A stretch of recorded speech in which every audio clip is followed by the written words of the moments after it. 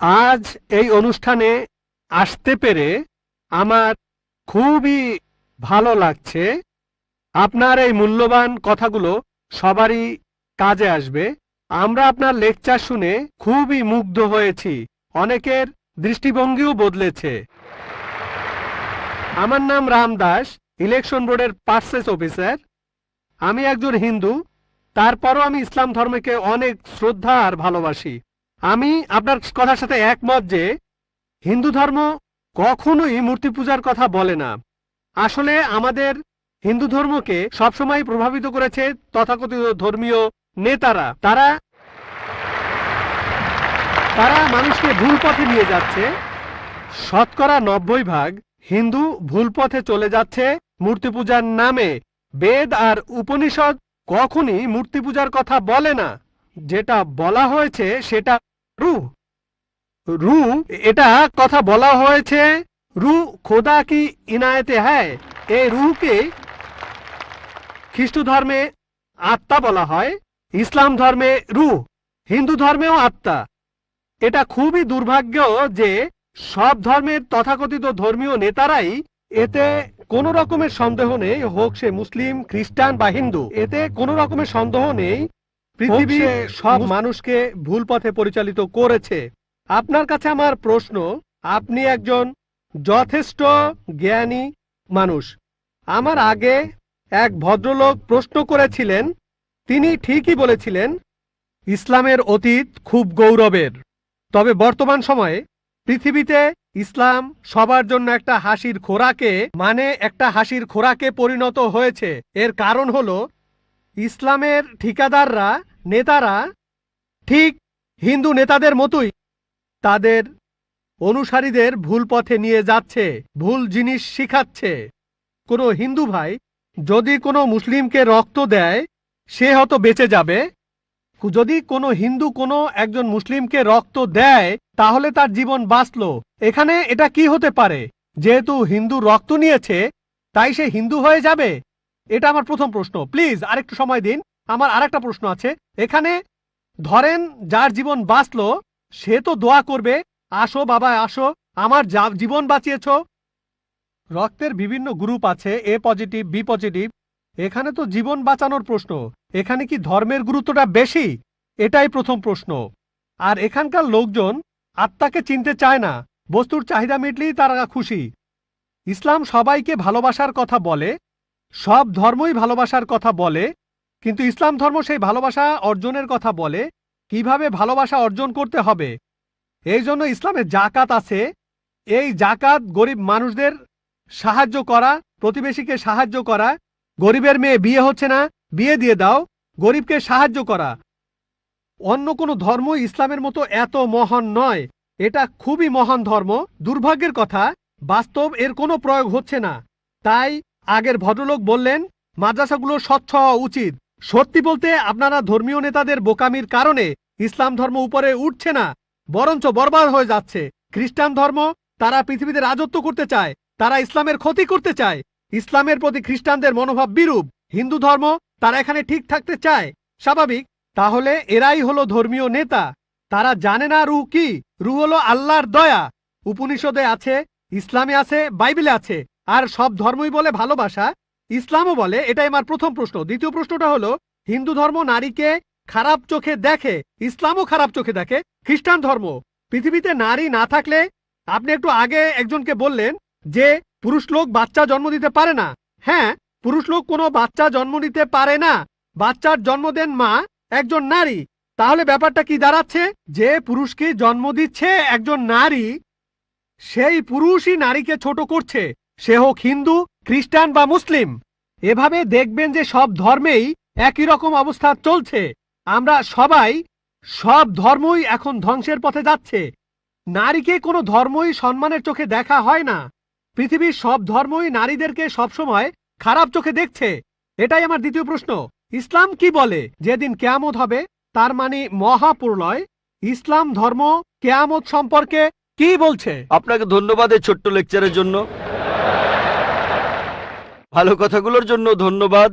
আপনি বললেন আমার কথা আর ইসলাম ধর্মের কথা। আমার কথা যদি বলেন, সমস্ত প্রশংসা শুধুমাত্র আল্লাহ তাআলার, বললেন আমি জ্ঞানী, বললেন আমি অনেক জানি, আমি শুধুমাত্র একজন ছাত্র। আমি নিজেকে একজন ছাত্র মনে করি ইসলাম ও অন্যান্য ধর্মের উপর। আপনি দুটো প্রশ্ন করলেন, প্রথমটা রূহ নিয়ে, তারপর নারী নিয়ে। এছাড়াও আপনি বেশ কিছু মন্তব্য করেছেন। আপনি বললেন তথাকথিত ধর্মীয় নেতারাই সমস্যা তৈরি করছে। বেশিরভাগ ব্যাপারে আমি একমত। এছাড়াও আপনি মন্তব্য করলেন যে ইসলামের বদনাম করা হচ্ছে, ইসলামের ধর্মীয় নেতাদের কারণে এটা হচ্ছে, ইসলামের বদনাম ছড়াচ্ছে এদের কারণেই। অন্যান্য ধর্মের ধর্মীয় নেতাদের কথা যদি বলি, তারা তাদের অনুসারীদের ধর্মগ্রন্থ পড়তে দিতে চায় না। এখন আমি যদি ইসলামের কথা বলি সামগ্রিকভাবে, আমি ইসলামের ধর্মীয় নেতাদের উপরে দোষ চাপাবো না, তারা দোষী নয়।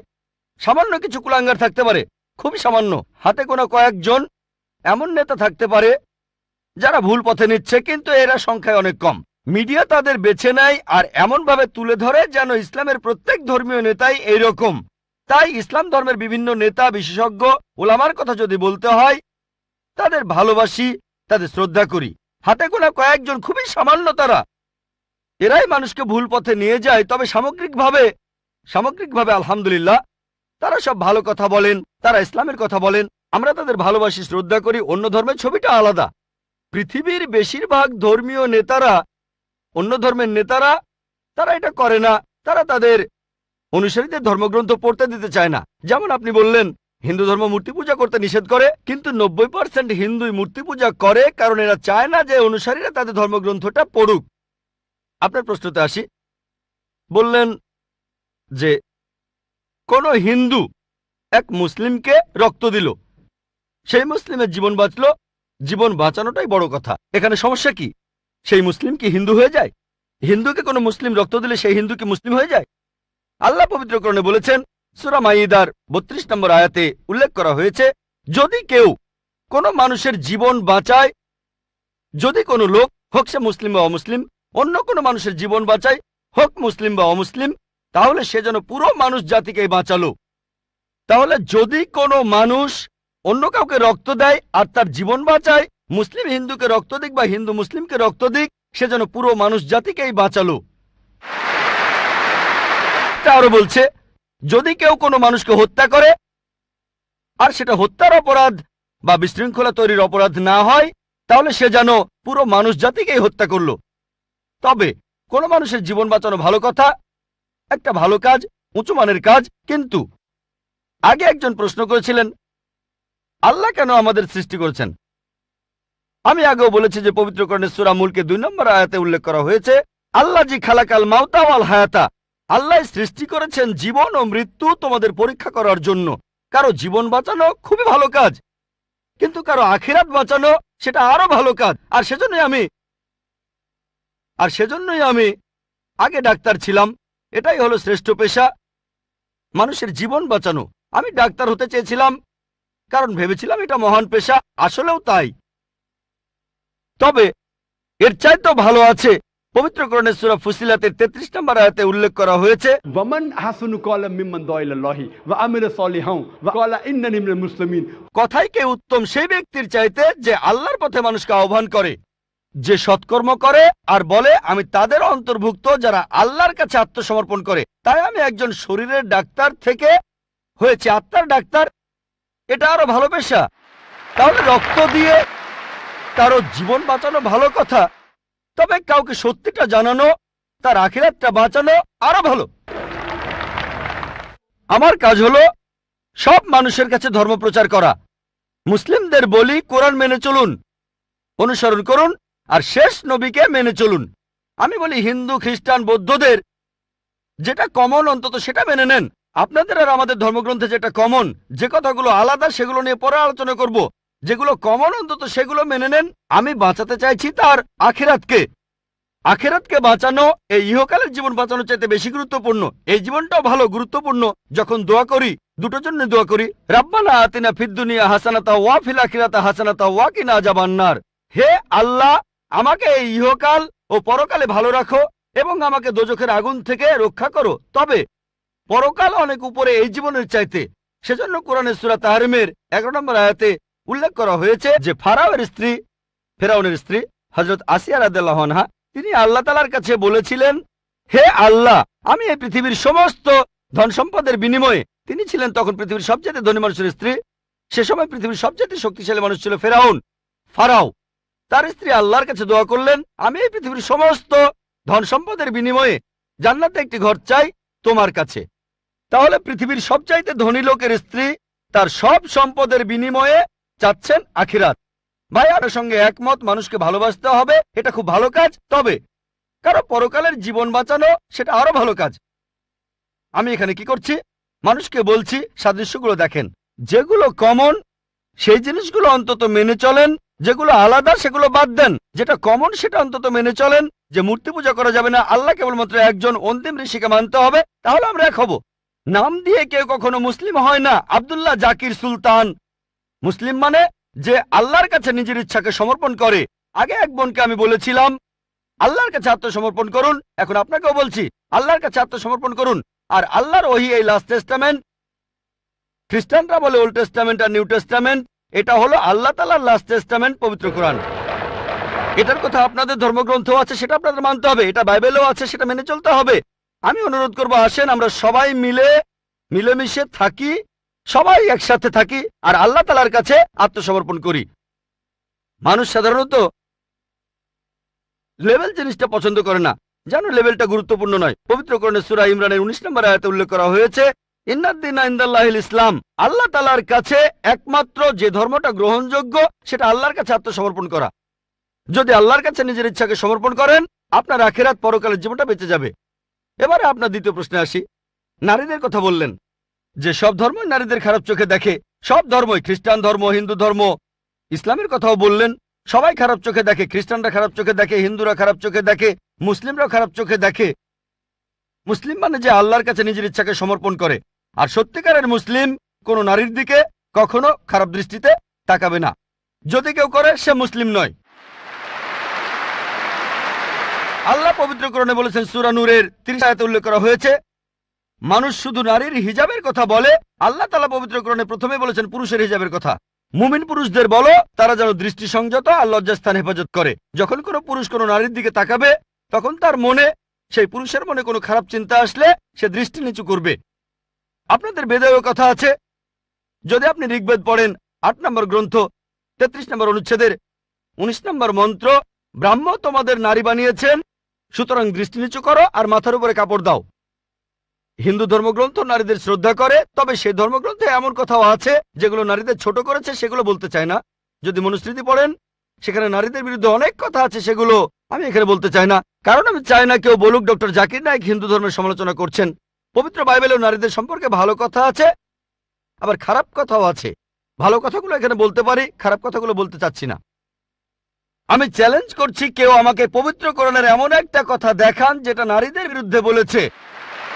নারীদের বিরুদ্ধে একটা সহিহ হাদিস দেখান যেটা নারীদের বিরুদ্ধে বলেছে।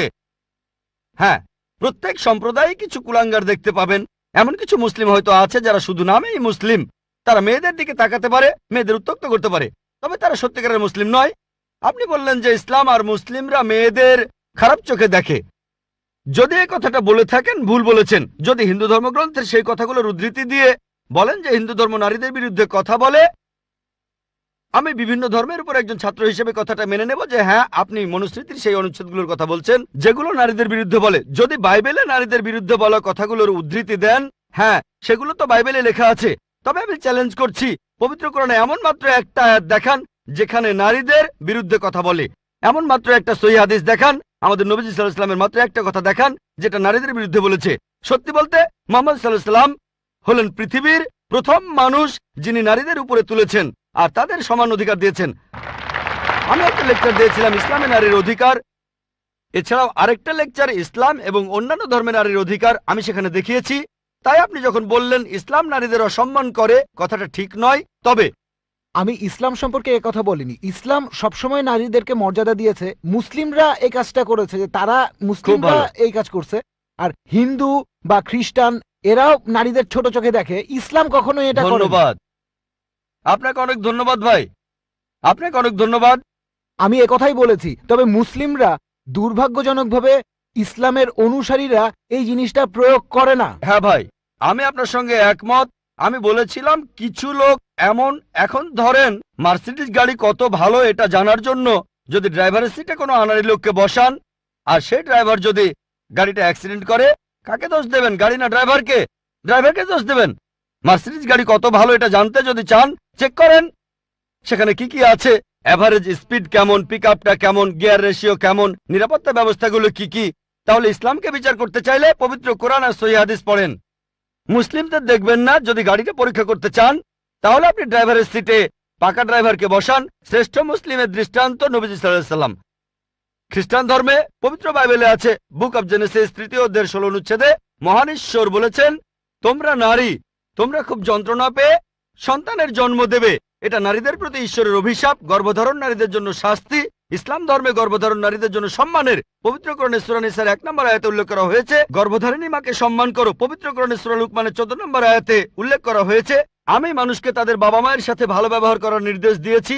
মা অনেক কষ্ট সহ্য করে সন্তানকে গর্ভধারণ করেন, অনেক কষ্ট পেয়ে সন্তানের জন্ম দেন। নবীজি বলেছেন, যদি তোমরা তোমাদের মাকে সোনার পাহাড়ও এনে দাও, তোমাকে যে 9 মাস গর্ভে ধারণ করেছিলেন তার বিনিময়ে তারপরও শোধ হবে না।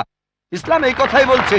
এখন নবীজি সাল্লাল্লাহু আলাইহি ওয়াসাল্লামের কাছে একজন লোক আসলো আর প্রশ্ন করলো, এটা আছে সহিহ বুখারী 8 নম্বর খণ্ড, বুক অব আদাব 2 নম্বর অধ্যায় 2 নম্বর হাদিস, হে নবী, এই পৃথিবীতে কাকে সবচাইতে বেশি সম্মান দেখাবো?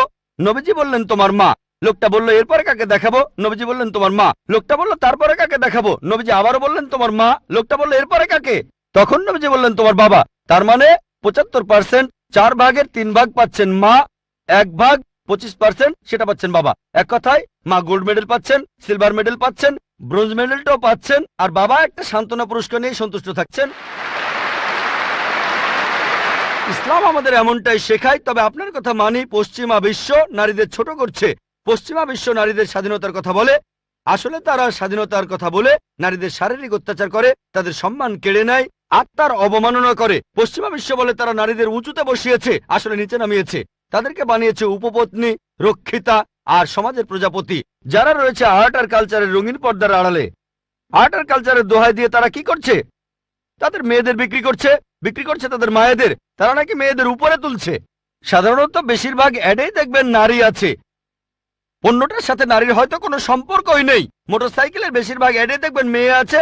কতজন মেয়ে মোটরসাইকেল চালায়? কতজন? কিন্তু অ্যাডে মেয়ে থাকবেই। তারপর মোটর গাড়ির অ্যাডে, সেখানেও মেয়েদের দেখবেন। আমার এক বন্ধু একবার বলেছিল যে বিএমডাব্লিউর একটা খুব বিখ্যাত অ্যাড, মার্সিডিজ বেঞ্জ খুব ভালো গাড়ি, তরুণদের প্রিয় হলো বিএমডাব্লিউ, এর স্পিড বেশি, পিকআপও ভালো। তো বিএমডাব্লিউর একটা অ্যাডে বিকিনি পরা একটা মেয়ে দাঁড়িয়ে আছে বিএমডাব্লিউ গাড়ির সামনে, আর নিচে লেখা, এখনই চালানো শুরু করুন। কাকে? মেয়েটাকে না গাড়িটাকে? বিক্রি করছে মেয়েদের, বিক্রি করছে মায়েদের। ইসলাম ধর্মে নারীদেরকে সম্মান করি, মায়েদের সম্মান করি, বোনদের সম্মান করি, মেয়েদের সম্মান করি, তাদের শ্রদ্ধা করি, তাদের ভক্তি করি। আমার ভিডিও ক্যাসেট দেখেন, ইসলামে নারীর অধিকার। আশা করি উত্তরটা পেয়েছেন।